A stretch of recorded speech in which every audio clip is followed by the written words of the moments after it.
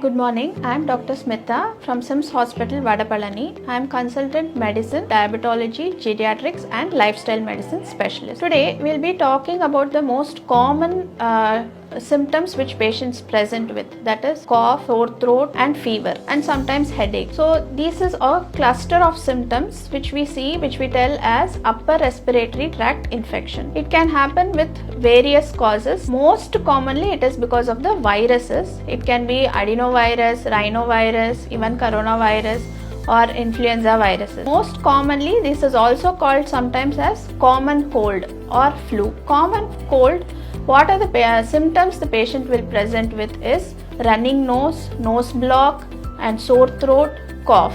This is all the cluster of symptoms. Some patients may also have fever along with these symptoms. Most of the times it is a self-limiting disease. That means we need not take any treatment for it, like just taking some warm water, salt water gargling or taking some antihistamines and decongestant will be enough. Many people think any of these symptoms develop, they immediately go to a pharmacy, start taking some antibiotics.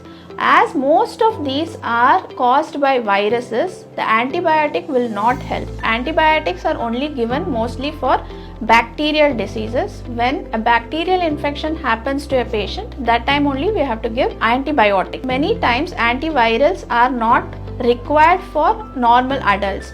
For which patients antivirals or anti-flu is required is vulnerable population, that is adults who are above 65 years with comorbidities. For such people, or if they have some other immunocompromised status, then we may give them antiviral. So antiviral is not required for anti-flu, which we tell is not required for all patients, only for vulnerables we give them.